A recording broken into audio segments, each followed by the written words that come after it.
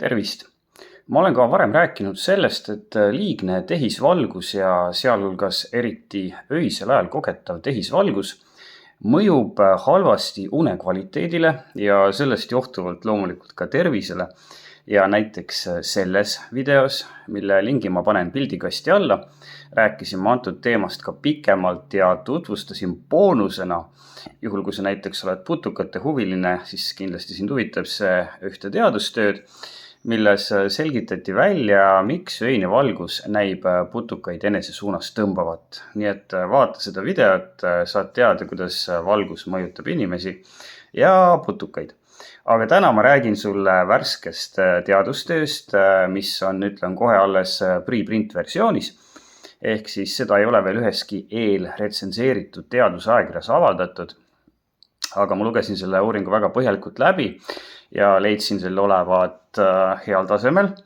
Ja seega otsustasin ma sellest siiski videos rääkida, sest teema on äärmiselt oluline ja räägitakse selles uuringus, sest kui ootamatult tugevat negatiivset mõju avaldab meie südame tervisele see, kui me puutume magamise ajal kokku tehisvalgusega.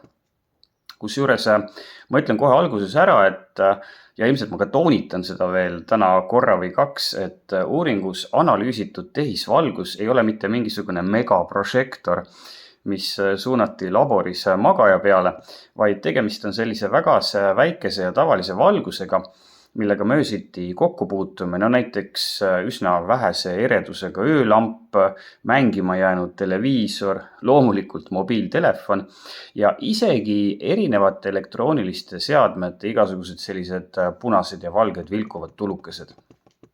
Nonii, uuringu raames kandsid peaaegu 89 000 inimest ühe nädala jooksul öösel ja päeval käekella sarnast valgust registreerivat seadeldist, mille abil tehti kindlaks, kui suure koguse valgusega need inimesed selle nädala jooksul päeval ja öösel kokku puutusid. Uurijad tegid kindlaks, et sel ajal, kui valgusreostuse mõju mõõdeti, ei olnud ühelgi uuritutest diagnoositud ühtegi südame-veresoonkonna haigust ja vaatlesid ka, kas see, kui palju nad valgusega ennekõike öösel kokku puutuvad, mõjutab nende riski järgmise 8–9 aasta jooksul haigestuda mõnda südame-veresoonkonna tõppe. Selleks, et teha kindlaks nii-öelda doosipõhisus, ehk siis see, kas see, kui sa puutud öise valgusega kokku sagedamini ja enam, suurendab riske. Jagati uuritud tegelased erinevatesse gruppidesse ja gruppide jagamise aluseks oligi loomulikult võttes ja loogiliselt võttes siis see, kui palju nad valgusreostusega kokku puutusid. Ja vaatamegi siis tulemusi, ilma pikemalt jahumata. Need on siin kenasti välja toodud numbritena ja ka selles kaunis värvilises graafikus visuaalselt. Ja need punased ja kollased ja oranžid märgistused näitavad, mil määral öise valgusega kokku puutumine südame tervist halvendab. Ja mida rohkem see märgistus paremale kaldub, seda suurem on negatiivne mõju, kusjuures pane tähele, et negatiivne mõju ilmneb selgelt ka siis, kui su kokkupuude öise tehisvalgusega on väikene, ehk siis igapäevases olukorras tähendab see väikese intensiivsusega öölampi või sinu kõrval padjal helendavad sinu kõige paremat sõpra ehk mobiiltelefoni. Kui tuua välja konkreetsed numbrid, siis näitab analüüs, et võrrelduna nendega, kes magavad pimedas toas, on nendel, kes kogevad öö jooksul enim tehislikku valgust, koronaararterite haiguse risk kõrgem 23% kuni 32%, müokardiinfarkti ehk südameinfarkti risk kõrgem 42% kuni 47%, südamepuudulikkuse risk kõrgem 45% kuni 56%, kodade virvendusarütmia risk kõrgem 28% kuni 32% ja insuldi risk 28% kuni 30%, mis on kõik, oleme ausad, meeletult ja uskumatult suured numbrid. Natukene täpsemalt analüüsides seda, mis seal uuringus on kirjas ja sinna süvenedes on näha, et südamepuudulikkuse ja koronaararterite haiguse puhul oli öise valgusreostuse mõju tugevam naistel ning südamepuudulikkus ja kodade virvendusarütmia Need esinesid natukene sagedamini öise tehisvalguse puhul noorematel täiskasvanutel. Aga keskmiselt kõiki südameprobleeme mõjutas negatiivselt siiski tubane valgusreostus enam meeste puhul ja loomulikult vanematel inimestel. Kui ma neid protsente esimest korda nägin, siis ma ausalt öeldes ei uskunud neid.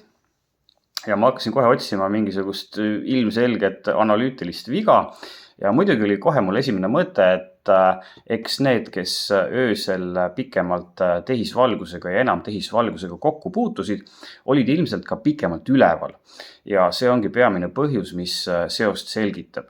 Aga uurijad on siiski võtnud andmete analüüsimisel arvesse hulga faktoreid, nagu geneetiline eelsoodumus, mis on väga oluline. Suitsetamine, alkohol, toitumine, majanduslik olukord ja selle teemaga seoses eriti olulisena unepikkus.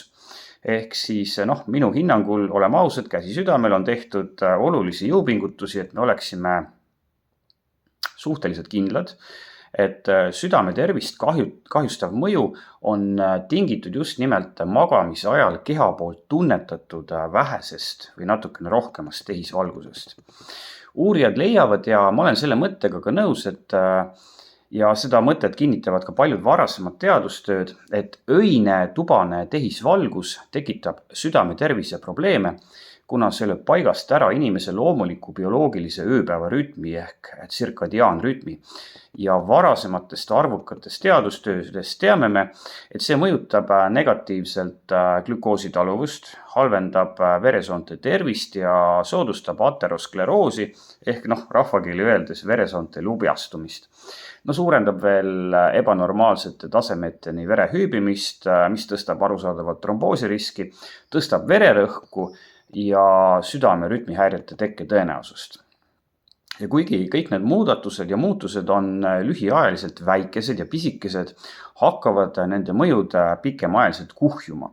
Ja viimaks ongi tulemuseks eluohtlik südame-veresoonkonna haigus. Tegemist on heal tasemel uuringuga ja minu jaoks on selle suurimaks, isegi võib-olla mitte probleemiks ja kindlasti mitte veaks, vaid ütleme nii, et potentsiaalseks mõjutavaks piiranguks see, et öise valgusega magamise harjumust registreeriti ainult 1 nädala jooksul. Aga samas ma ütleksin, et näiteks töötava televiisori ees magama jäämine ei ole mingi lühiajaline trend ja ka näiteks mobiili näppimise puhul võib öelda, et need on, ütleme niimoodi viisakad käitumismustrid, mis on pikemaajalised. Nagu sa nägid, on öine tubane valgusreostus su pikemaajalisele südame-veresoonkonna tervisele väga tõsine riskifaktor, palju suurem, kui me oleksime osanud arvata. Aga õnneks on seda riski kontrolli alla saada suhteliselt lihtne. Lihtsalt lülita magama minnes välja kõik lambid ja muud valgusallikad, ära passi voodist telefoni ja kui sa tõesti ei suuda teisiti magama jääda kui nii, et kui su televiisor mängib, siis pane sellele televiisorile vähemalt taimer peale, et see ennast mingi aja möödudes välja lülitab. Ja ma ise olen ka tähele pannud, et mu unekvaliteet on oluliselt tõusnud ja ma tunnen ka ennast hommikul paremini välja puhanuna pärast seda, kui ma hakkasin kasutama magamise ajal pimendavaid uneklappe, silmaklappe. Ja see oleks ju personaaltreeneri video, kui ma siia lõppu sulle meelde ei tuletaks, et ära unusta, et su võimet uinuda ja laiemalt võttes su unekvaliteeti aitab parandada ka see, kui sa teed regulaarselt lihastreeningut. Jälle välja öeldud, jõusaalis näeme.